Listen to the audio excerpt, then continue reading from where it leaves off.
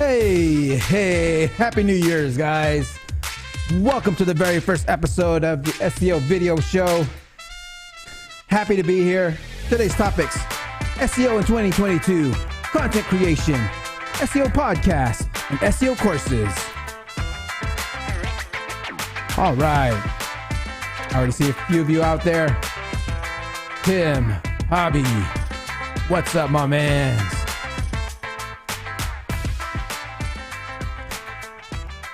Today's topics: SEO in 2022, the book, content creation, SEO podcast, and SEO courses.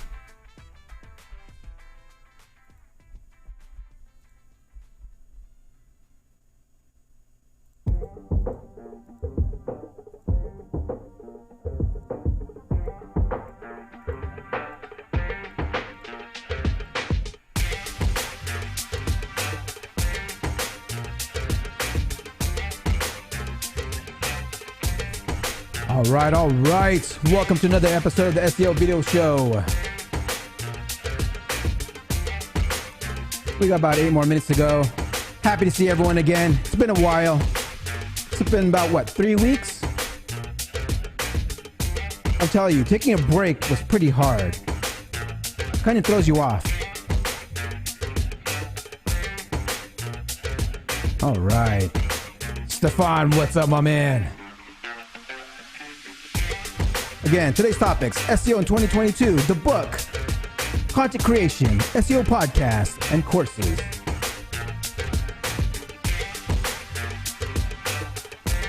I'm almost to 3,000, guys. If you guys can subscribe, if you're not yet subscribed. If you have a couple other accounts, subscribe on those accounts. Show me the love.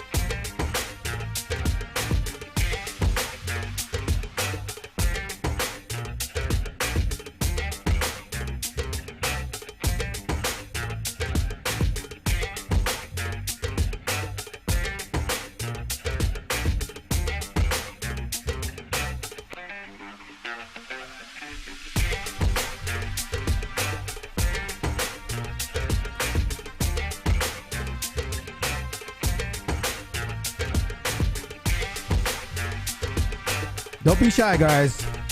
Say hi and where you're from.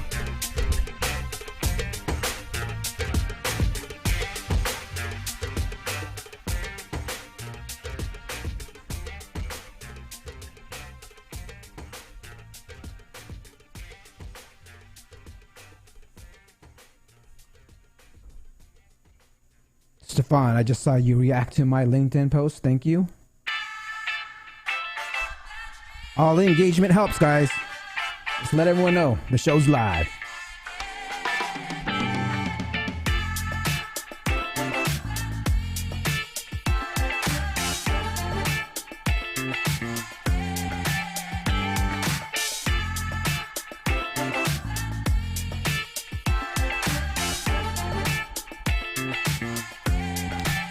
All right, we got about 5 more minutes to go. Let me make sure our guest is okay coming in.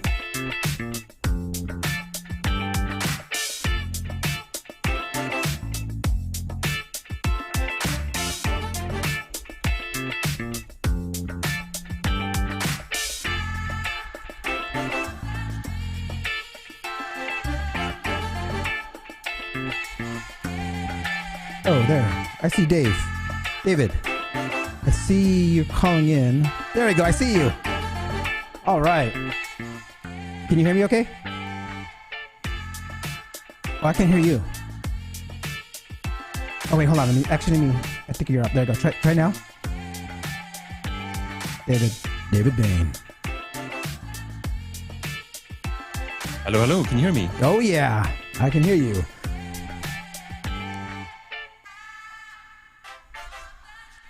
All right. Oh, there you go. Oh, wait. I can't hear you now. You can't hear me now. Oh, I can hear you. I can hear you now. Yeah, I can hear you now. Okay. Great stuff. Love it. Fun of the fair. Love it. Happy New Year, my man. Happy New Year. Happy 2022. Doesn't sound funny to say that. All right. So, you've seen how my format. So I'm going to go over a few things in the beginning and I'll introduce you in. And just there's people in the chat. Just say what's up to everyone in chat if you want. That's good. All right. All right, guys. David is in the back room. Happy to have y'all.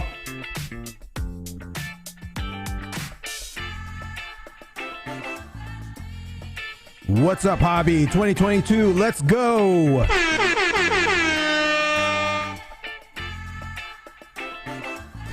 Stefan. What's up, my man?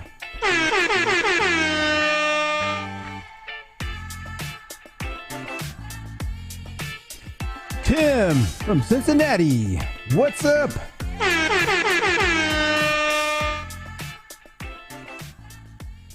Charlene Elise from Las Vegas. What's up?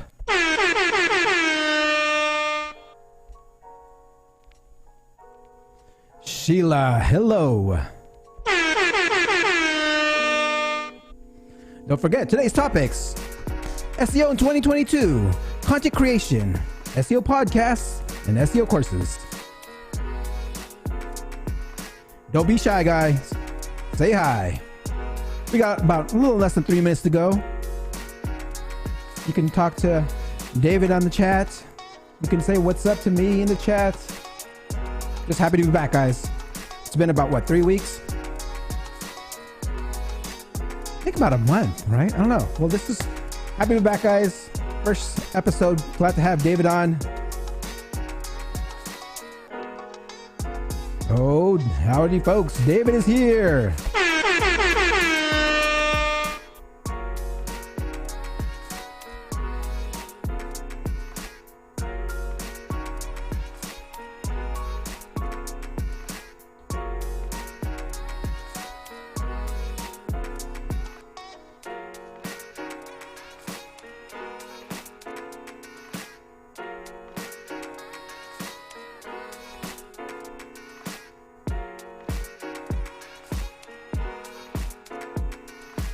So anyone have some New Year's resolutions out there? Did you guys break them already? All right, guys, I'm going to be giving away copies of the SEO in 2022 book. I got a few to give away. So be sure to pay attention for some answers from questions. They'll be really easy, guys. And for those that are out of country, I gift you a Kindle version. But for those in the US, send me an email of your address and I will mail you a book.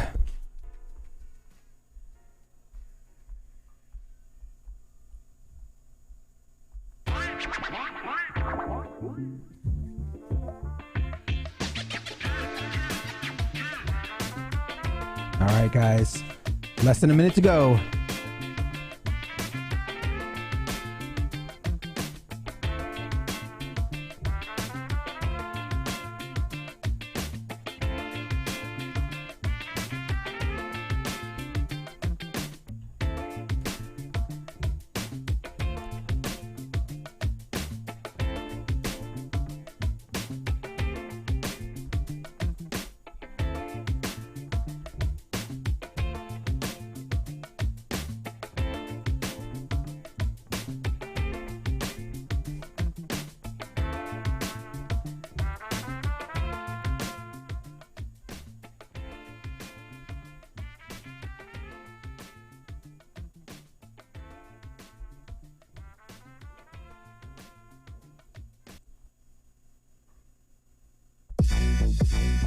Yeah.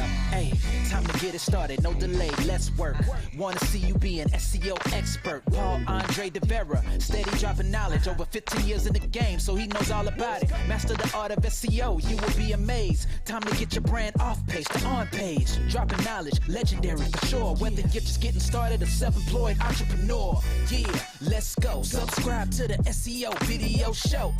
Hey, happy new year and welcome to another episode of the SEO video show where SEO is alive and fun. My name is Paul Andre De Vera, aka Dre, and I curate SEO videos released in the past week into about 1-minute clips. My favorite part of the show is when I get to introduce my guest. And my guest this week is the founder of Casting Cred and the author of SEO in 2022 book, David Bain. Before we get started, let's say what's up to everyone in chat. I see David, Hobby, Tim, Stefan, Sheila, Charlene, Stephanie. Welcome to the show. And for the first contest, guess the number. Guess what page number I start on this page. The first two people to guess the number will receive a copy of the book. All right, let's get started. This is Ted DiBiase, the $1 Million Man. Why do SEOs love the farmer's market? Lots of organic content.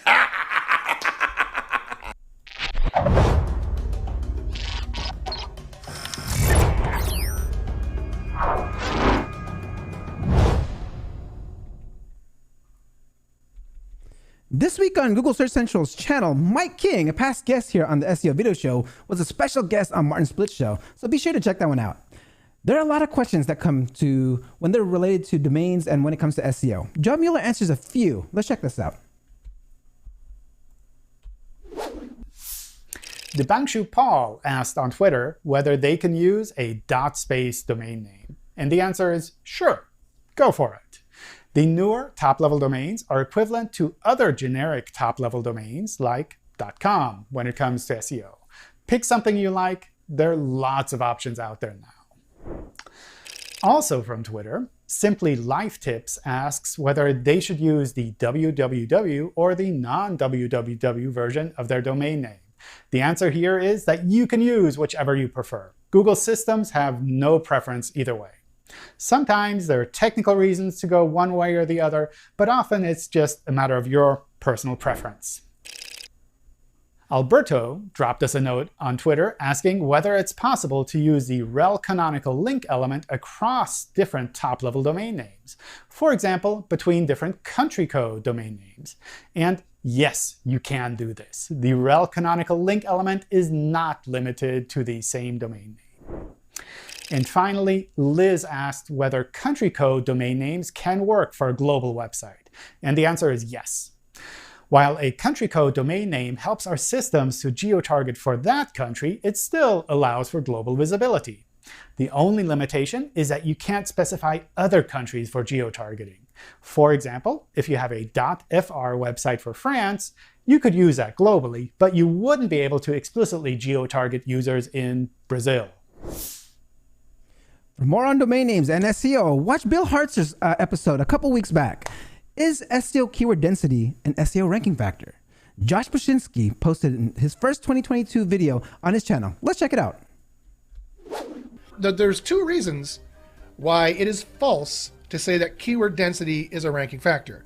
And it's the two words in the sentence, keyword and density. Technically, they don't. Keywords are mostly dead, except for a few holdovers. The way that Google does on-page analysis these days is a highly specialized and rarefied monster of a couple artificial intelligences thrown in with their own search engineers, intuitions they used to call them, as to what should be where to name a page and to call a page. So they don't use keywords really anymore. PMQs, partial match queries, entirely dead. Exact match query, mostly dead. What you need are something that no one else mentioned in this discussion, which I was fascinated about. You actually need to know what entities are. You need to know how artificial intelligence processes natural language, and then you need to figure out how Google's thinking about things. Not only that, is that these, and it will come down to words for sure. All right, to continue on the topic of entities, Jason Barnard shares the close relationship between entities and EAT. Let's check this out. Entities, I I can now see so many people are taking them very seriously and looking at entities and trying to understand how Google analyzes entities, how we can use entities to better drive our SEO. And also, interestingly, people like Marie Haynes and Lily Ray and myself bringing EAT and entities together. Perhaps the most important fundamental thing is that we're realizing that without entity understanding, how can Google possibly apply any EAT signals it might have? So the fact that EAT has been phenomenally important for a few years now marries into, if Google hasn't understood your entity, EAT won't really mean very much, at least as we move forward, increasingly as we move forward, which puts entities even more at the center of what we're doing as SEOs. And for Kalicube, that's brilliant, because what we're doing is building that basic understanding about the entities, the company and the people in that company and the authors of that company, to build that understanding on which you can build all the other entity understanding from there outwards. And obviously, once you've built that understanding, you can build that EAT around your brand or around the authors and be fully comfortable, be confident that Google is going to be able to effectively apply any EAT signals that it finds on your site, off your site, around the web. Speaking of entity SEO, Corey Goober started his SEO channel. And be sure to check this out. It's the link is in the description. All right. Be sure to learn more about entity SEO and semantic SEO by watching his videos. They're just really cool. He knows his stuff. Creating topical authority is crucial to part of my SEO strategy. And Andy Chadwick shares his SEO strategy on Crawling Mondays on how to create and optimize your topic clusters. Let's check this out. When I do my planning, I pull the top 20 results and I'll download the H1s, the H2s, even the H3s of all of them. And I will look at all of them and make sure that where relevant, I cover what everyone does. And we've got, I mean, the best example I've got is this furniture company, startup furniture company. We're outranking some massive, huge UK like conglomerates for all the content, just because our content covers what theirs does. Who do rank number one or did rank number one, but we've also pulled in who's ranking number 2, number 3, number 4, number 5, and pulled all of them into this thing. It's so obvious, but I don't think, as Chima said, it's still, phrase and content harmony are very great tools to cite your brief, but the very manual part of what I still do is pull in all those H1s and H2s and H3s and even H4s from the top 20 and look at, okay, what isn't Article 1 mentioning that Article 2 is, and what's that mentioning that isn't Article 3, and pulling it all that. Very obvious tip, but you'd be surprised at how many people aren't doing that. I'm a big fan when it comes to analyzing the Google SERPs when creating content. You can read all about it in my contribution of the SEO in 2020 book, which brings me to my guest today. And Hobby, it looks like you have won a copy. We need another person to participate and we'll not automatically win a copy, but put a number what you think where I start in, and while I get things ready here. All right. And don't forget to ask questions and I will address them in the order that they were received.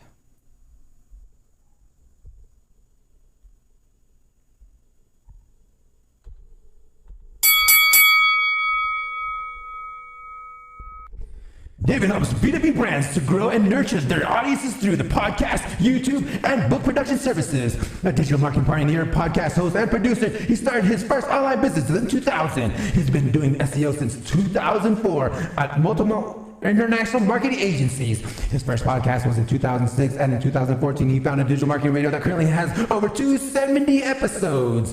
He worked with several global organizations called Google and Nespresso. He delivered dozens of digital marketing training sessions and hosted his hundreds of podcasts, webinars, and online summits. His Udemy classroom has over 111,000 students. Please welcome the author of SEO in 22, the founder of Casting Cred, David Bain. Woohoo! Who am I fighting? Who am I fighting?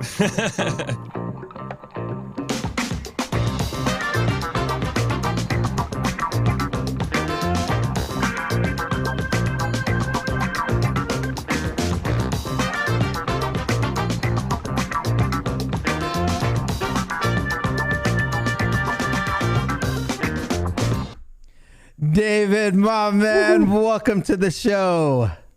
The king of the introductions, Dre, my man, as well. Superb as usual. Great to be on with you. Thank you for coming on, and congrats on the SEO 2022 book. Thank you. Thank you very much. I know there was so much work that went behind that, which we'll talk about later. But I got to ask you the one question that I ask all SEO professionals that come on here: how does David Bain get ranking on page 1? Easy. You just get a link from Google. No. Look, I start off with future in mind. I actually start off thinking about keyword phrases that are yet to come, that are yet to be popular. I'm thinking about phraseology that probably hasn't got any search volume, according to many keyword tools out there. But I know either the tools don't have the data, so they aren't quite telling you the truth, or this is search volume that is going to come in the future. So you've got to use a little bit of common sense as well as keyword data from these kind of tools out there. So you take that to begin with, and then you build multiple different forms of content. So I love focusing on video as well. I love creating YouTube videos and then embedding YouTube videos on web pages, and then perhaps tweeting a bit about it as well. I've promoted YouTube videos in the past as well, and I think that the SERP is for many different types of content nowadays, and number one isn't necessarily a conventional web page. It could be a YouTube video, and I'd be just as happy with that as well. Love it. Okay, thank you for that first knowledge bomb. But let me know. I need to rewind this real quick. Hold on. Take us way back. And how did David first get into SEO? Was it 2004? Tell us that story. Yeah. So I actually started my first business online in the year 2000, but 2004 was the first year that I built my own website for the first time. So I was using Dreamweaver. I'm sure you're aware of Dreamweaver, and it was a wonderful tool, WYSIWYG tool to build websites at the time. Figured out how to do it. It was really complicated back then. No WordPress themes or anything like that. So it took me many months to actually figure out FTP, things like that, uploading files to the server. I even taught myself a little bit of PHP as well, so I could design common headers and footers and web pages as well. Started publishing web pages and figured out I was actually getting a reasonable number of people to these sites reasonably easily. I was using Stat Counter. Google Analytics didn't exist at the time either. And I could measure how many people were coming and who were landing on certain pages, and figured out tweaking certain things would significantly increase traffic. One thing that I did at the time was, I'm afraid, I created a bit of a links directory on my websites, because that worked wonderfully back then. So I used a service called Links Manager. I used other link building services such as Unique Article Wizard, Easy in Articles, and I had #1 positions for competitive keyword terms for a couple of years, like 2005, 2006, 2007, and I was making a full-time income from Google AdSense at the time. Wow. Love it. Yeah, I feel like back then Google AdSense was like huge. I mean, I think you could do it now if you do it right. But before, you said you were using Easy in Articles and stuff like that. Those were just that you would just pull, right? You can lift it off. I'll tell you what you could do with landing pages, Dre. You could have a picture of someone on a landing page, have them pointing towards the AdSense, the Google Ads, and then have all the content below that. This wasn't against Google's terms at the time. It's against Google's terms now, because they want to create a better user experience. But you could just have the ad above the fold, have an image of someone pointing to the ads, and for those landing pages, I got something like 70% click-through rate. People clicking on those ads. I think what is against the terms now? Because I'm thinking, like, maybe if you do some picture play with something like that, I think. Is that there's something? What's the? No, that's against their terms. That's against their terms now as well. At the time, I also did arbitrage. So traffic on AdWords I think it was called AdWords at the time, was so cheap. You could get it for 1 cent or maybe a maximum of 5 cents per click. And I would make, so say I paid an average of 4 to 5 cents per click. I was making an average of 7, 8, 9 cents per visit. So I could actually, as well as getting my organic rankings at play, make additional money through that arbitrage of AdWords and AdSense. Love it, love it. I know a lot of people still doing arbitrage, and they're also playing it with like Bing, and like they're probably buying traffic on Bing, sending traffic to like their page, and then getting affiliate Google sites and things. Yeah, stuff like that. Yeah. So that's interesting stuff. Love it, love it. Okay, so what actually made you interested in SEO then?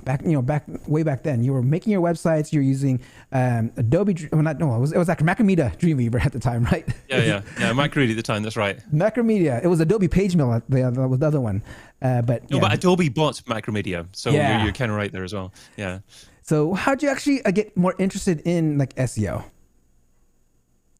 It was just the fact that it was a completely different medium. I think the first time I experienced the web, I was, wow, this is nothing like I've ever experienced before. I mean, I was, about 20 or so at the time. So I wasn't a youngster. I didn't grow up as a digital native, but I didn't experience any kind of publishing medium, communication type like that before. And I thought, wow, this is going to change things. And even though the vast majority of people didn't agree with me, there was just some kind of instinct that made me think, this is exciting, and I also love to learn new things. So I'm going to actually find out more about this, and it ended up because I was just excited about it, and I managed to get lots of traffic to different web pages.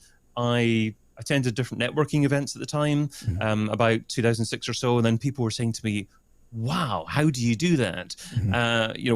Can you help us do that? So that's kind of how I got into internet marketing training, as it was called at the time, digital marketing training. So I was paid to do courses to train people to do what I'd learned myself.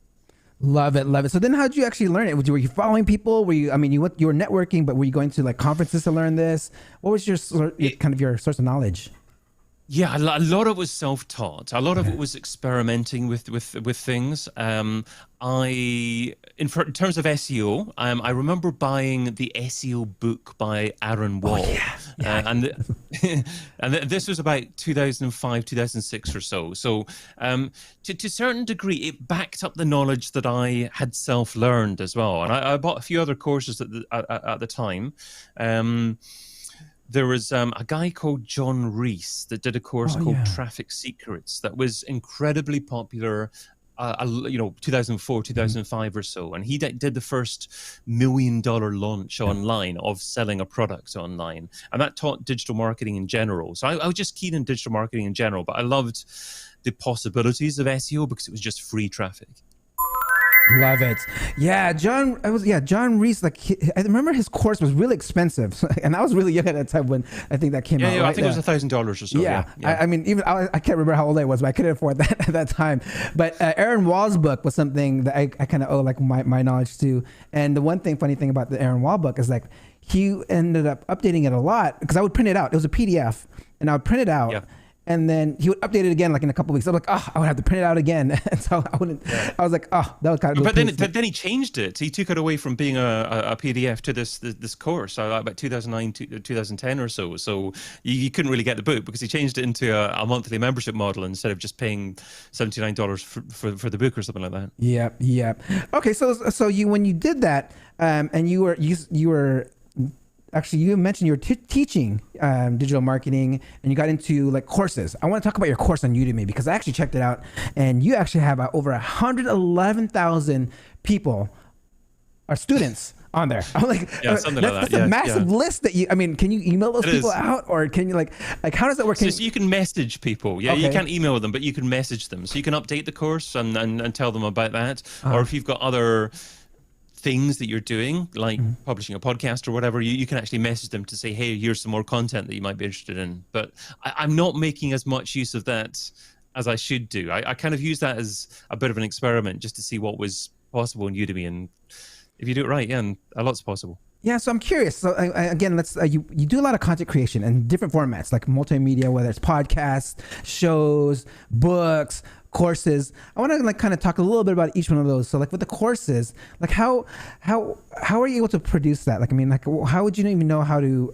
start, like what to teach, and like why Udemy, and how long did it take, and like what the process of creating a course? Yeah, sure. I mean, I've probably done things the stupid way by not actually learning off other people, just figuring out over a long time of what works best and how to structure things.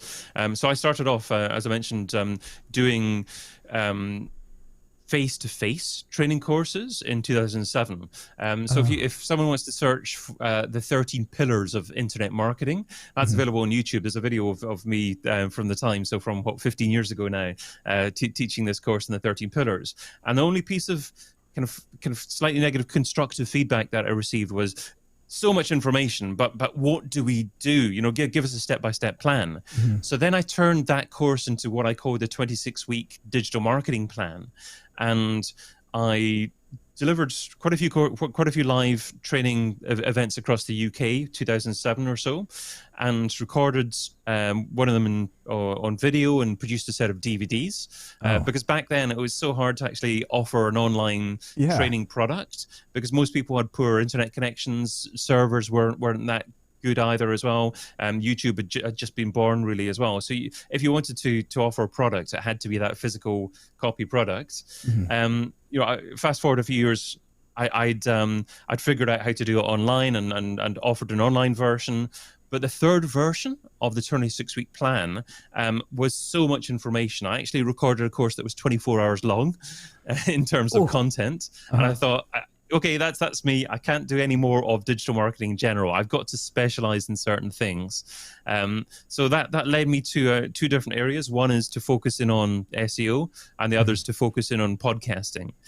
So in terms of my training nowadays, I did the What is SEO course in Udemy, and I'm also in the process of kind of researching and producing a course called Podcast Presentation Skills as well. Love that. So is that going to be on Udemy as well, or is it going to be on your own website? It's undecided. So I'm doing some research at the moment. So I'm kind of doing it hopefully the right way around at the moment. So I've got this domain, podcastpresentationskills.com, and I've got a little survey on that, just asking people questions about kind of what you'd like to learn. 3 questions: what you like about other podcasts, what you don't like about them, what you'd like to learn as well. So I'm gathering research to actually say what I should include in the course. One other thing, I mean, talking about courses in general, one other thing that I've really learned about the production of courses, I used to be guilty of trying to deliver as much information as possible as part of a course.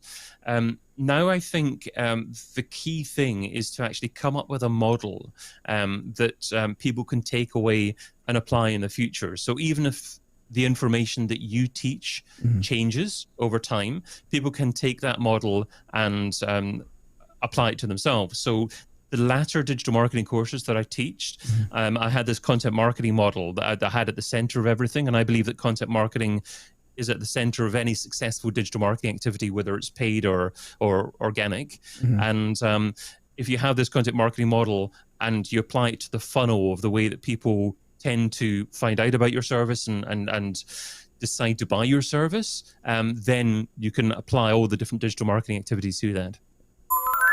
Love it. Okay, so speaking of podcasts, like I want to get, and you interview a lot of people, and we actually got our first question here, and Hobby's asking, he's looking for advice or a course on content creation for mom, multitask unified model versus BERT. Do you have any recommendations for Hobby over here? Okay, so he's thinking about creating a course. I'm trying to figure out if it.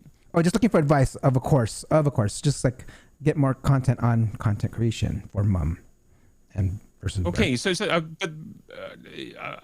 kind of versus BERT. So it's some kind of specific kind of SEO algorithms that he's asking for advice on. To a certain degree. I mean, I'm not aware of specific courses, I'm afraid, in relation to that. I would simply Google that. There are loads of people actually starting to publish courses on LinkedIn now as well. You might be able to get a free trial to LinkedIn Learning. So if you can get a free trial to LinkedIn Learning, it's probably worthwhile searching for those keywords on there. Yeah, I think I guess Bill Slawski's been talking a lot about mum as well. So you guys, like, if you want to like check out Bill Slawski's channel, he talks about it a lot. But I don't know about anything about content creation yet. All right, let's go. I want to go back into the podcast. Yeah. I tell you what, in terms of content creation, sorry for jumping in there, Dre. Oh, no. I've got my content marketing model that I could actually share if that's useful. I could share a screen and there we go. Can you see this okay? Yeah, let me try and see if I can make it larger for everyone. All right. So this is just my rough sketch of what I call my 6H content marketing model.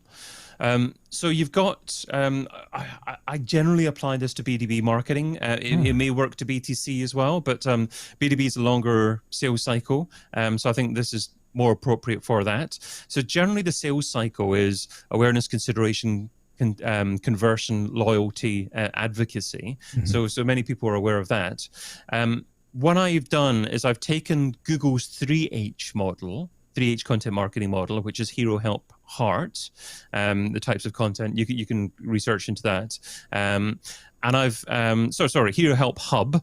I've added 3 additional H's on there, which I call Heart, Happy, and Human. The reason being is I believe that Google's 3H content marketing model didn't really give you that commercial direction. It was more about just how to create content that people like on platforms like YouTube. Heart content is what your product is about, what your service is about, your sales page, how to get people to convert on your site. Happy content is what people receive when they make a purchase from you. What does your welcome package look like? What does your product training look like? And then human content is driving people further down into advocacy to turn them into brand advocates themselves. So I think by looking at content as those 6 H's and applying your content to different stages of the buyer journey, that should be a useful way to actually start looking at content marketing. Love it. Thank you for sharing that.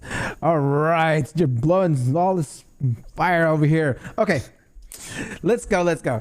I want to go back into podcasting. So I want you. So Sure. you've interviewed hundreds and maybe even thousands of people.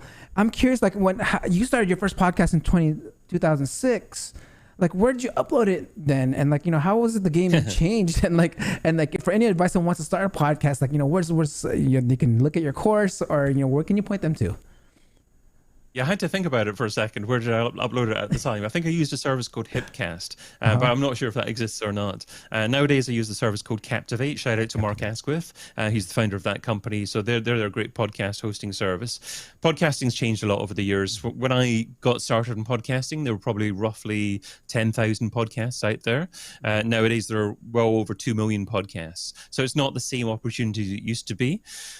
So even just 4 years ago, it was quite easy to publish a podcast for the first time and bring in a reasonable level of organic traffic simply by publishing on Apple Podcasts and just have new episodes appearing on there.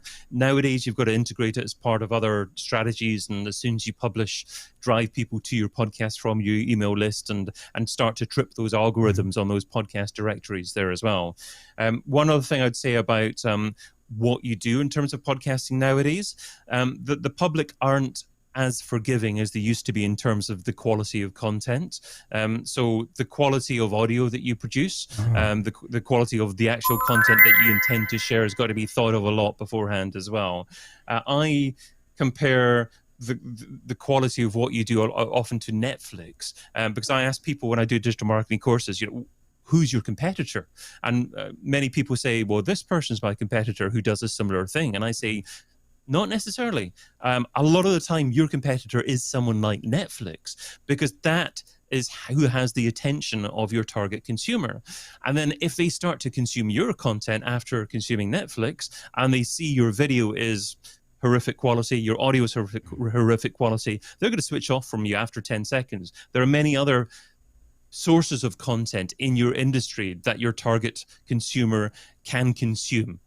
So make sure your content is wonderful quality, almost as good as Netflix, in order to keep the retention of your target consumer. Exactly what Dre does as well. Oh, thank you for that there. So we want to make sure. I'm curious, like, even like, I'm not into like, uploading anything to podcast like Apple or Spotify or anything like that. So like, how are people making money on podcasts? I was wondering. I mean, I know people will sponsor a podcast. Is there something like Google AdSense for podcasts? Is that like something? It's neat. There are podcast hosts out there, including Captivate, that are starting to actually natively support advertising. So you can upload your MP3 file. And then within Captivate, before it's published, you can actually select a standard ad and take a section of your podcast and have that included within there as well. Podcast advertising is not for most people, unless you've got probably 5,000 plus listeners per episode.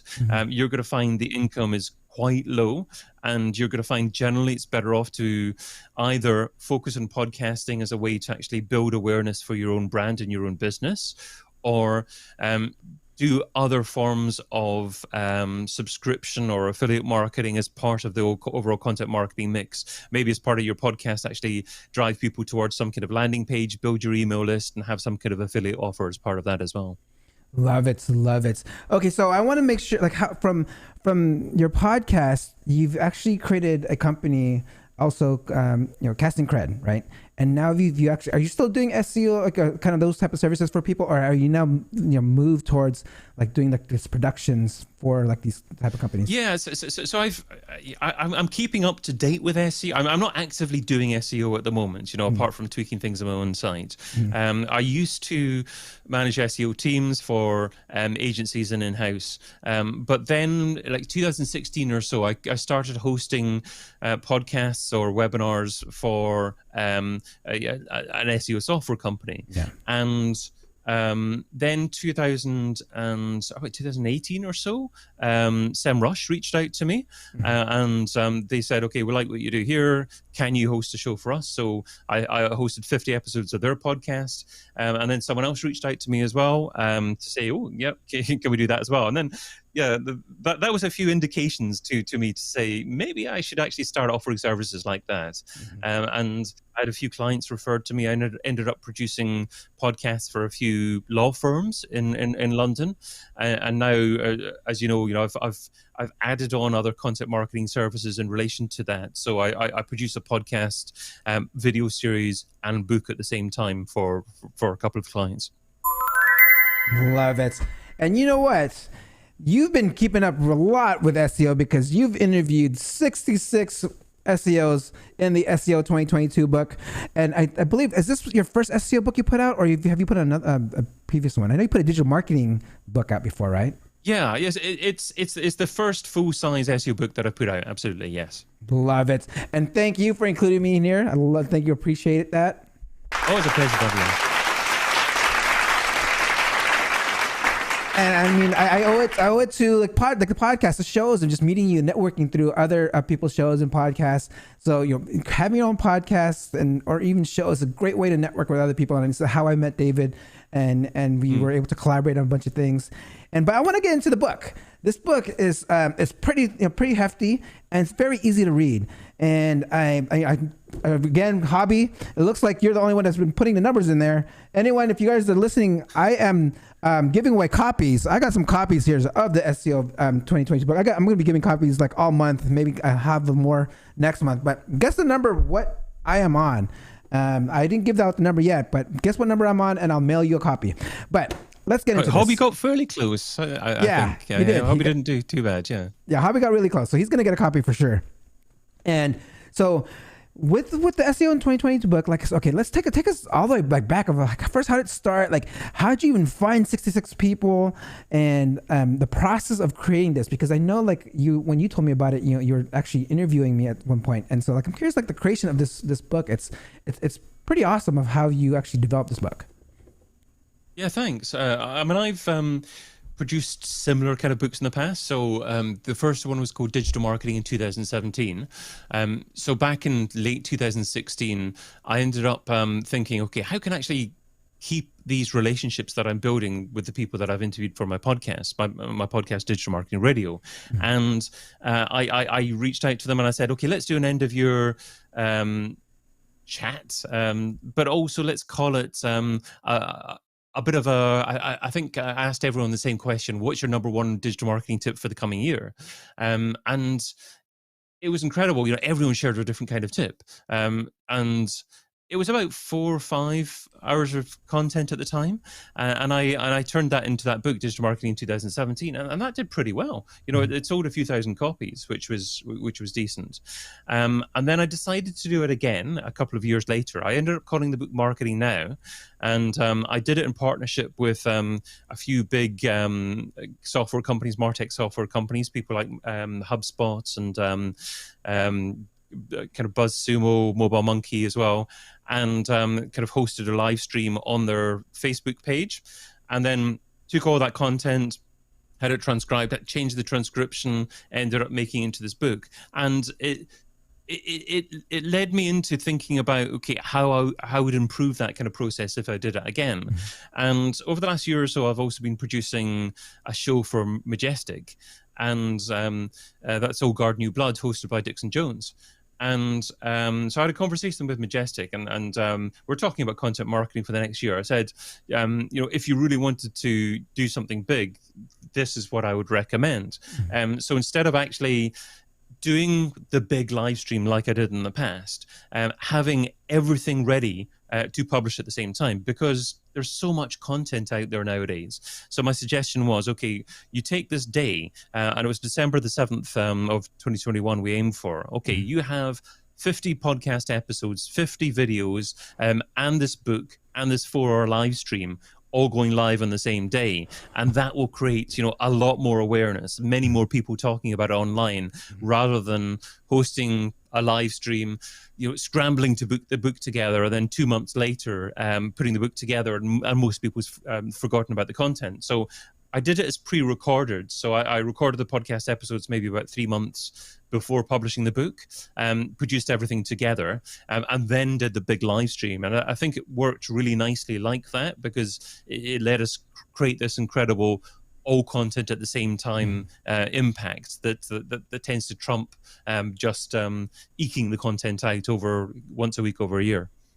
Got it. So, I mean, that was something. How long did it actually take you then? Because you said you had to plan it out. You said, like, you know, was it 50 days? Did you do like one interview a day? Yeah, it was about 6 months in total. Yeah, it was about 6 months in total, because it obviously takes a while. You've got to reach out to people, kind of book people on. Quite often, you can only get people kind of 1 or 2 months into the future. So you book everyone. Some people don't turn up. You got to rebook people as well. So it takes the best part of 3 months to actually get everything recorded to begin with, and then it's a case of producing all the podcasts, producing all the video, and then once you produce the audio, you can get them transcribed, and then obviously it takes a lot of work to actually rewrite the transcripts as well, because people don't write in the same form as they speak.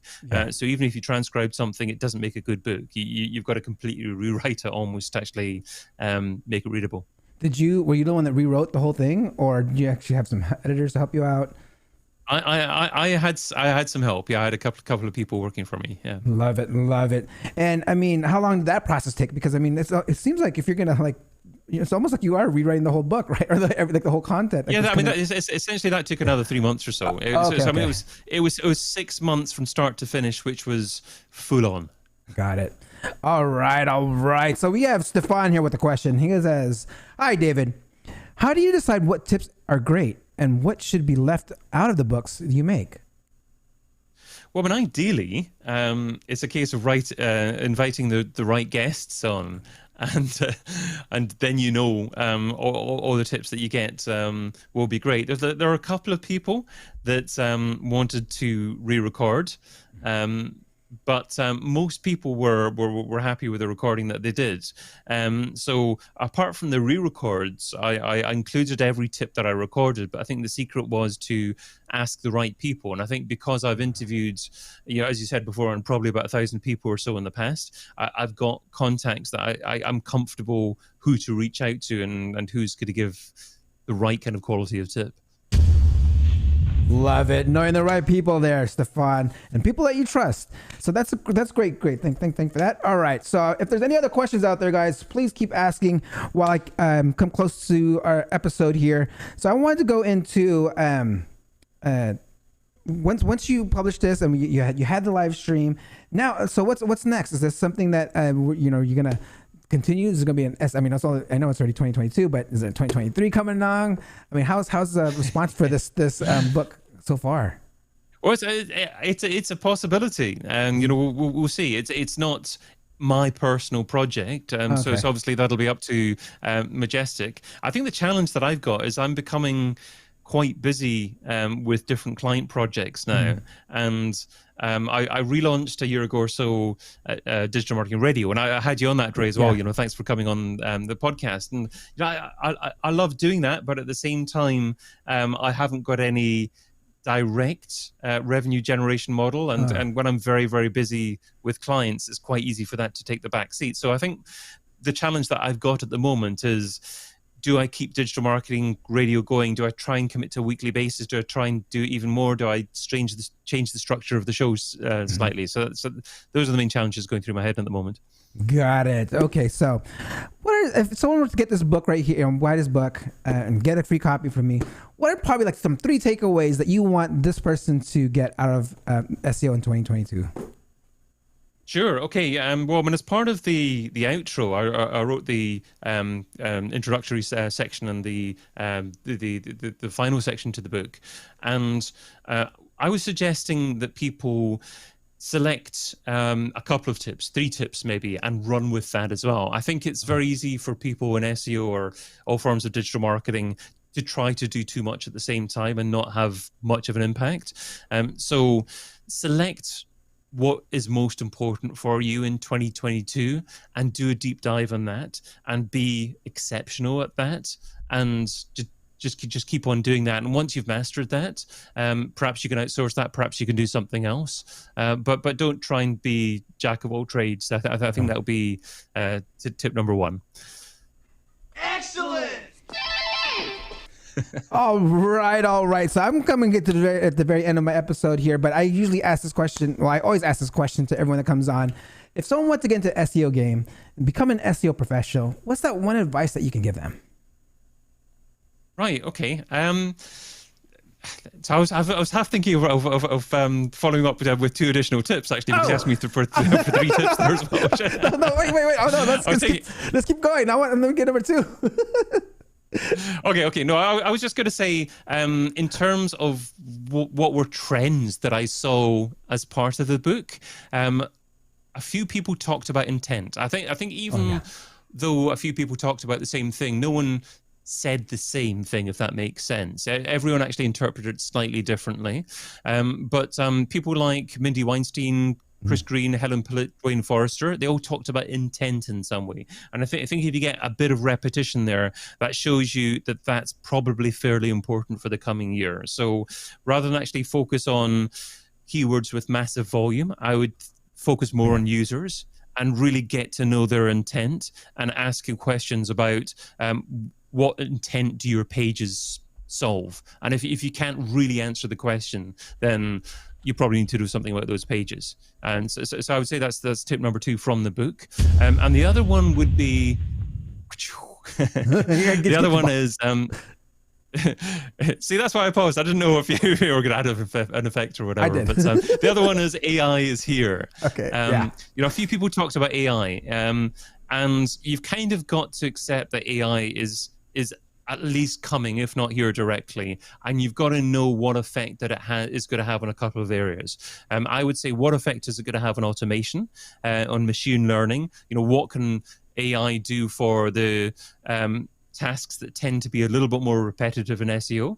And then secondly, writing as well. So a few people that I've talked to are actively using AI at the moment to generate content.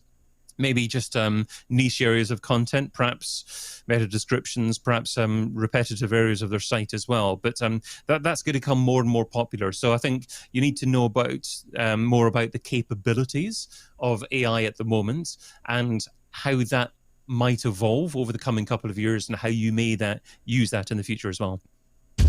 All right. Love those 3 takeaways. We got focus, intent, and AI. Thank you for that. And okay, so now let's get back to like that advice that you would give to an SEO professional if they want to get into the game. I would just say everything's linked now. You know, SEO isn't siloed. I mean, you can be a different type of SEO. You can be a technical SEO, but even if you're focusing on very much technical things, your abilities would be very much improved by understanding that your personal brand, your company brand, social media, video, it's all linked together and incorporated in the SERP. And Jason Barnard would shout about that with cheers as well, of course, as well.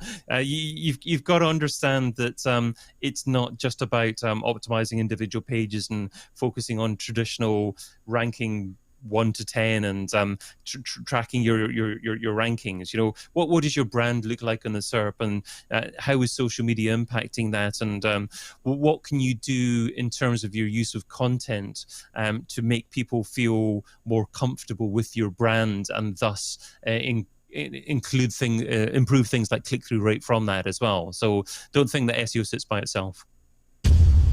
Love it. Okay, so for everyone out there, please how can people get a hold of you? Where they can find you? When is Digital Marketing Radio on? Please let everyone know. Sure, Digital Marketing Radio may or may not be on in the near future. DigitalMarketingRadio.com for that. CastingCred.com is my CastingCred.com is my main website at the moment for the podcast, the video, and the book production services just now. At David Bain on Twitter, or David Bain on LinkedIn, probably the 2 major social channels. So that's enough, I think. All right. Thank you, David. Can you please hold on for one quick second while I sign off here? Go for it. All right, guys, that concludes another episode of the SEO Video Show, where SEO is alive and fun. Please join me next week with Sam O, the VP of Marketing of Ahrefs. Till next week, have a great day, an awesome week. Peace out. Thank you for watching. Hope you come back next week. Make sure to subscribe. You don't want to miss a thing. Hope you learn something new, because the vibe is incredible. From the special SEO professionals, SEO video show. Let's work. Want to see you be an SEO expert. Paul Andre DeVera helping you step it up. No delay right now. Time to level up. Hey, thank you so much for watching. Make sure to subscribe. Woo!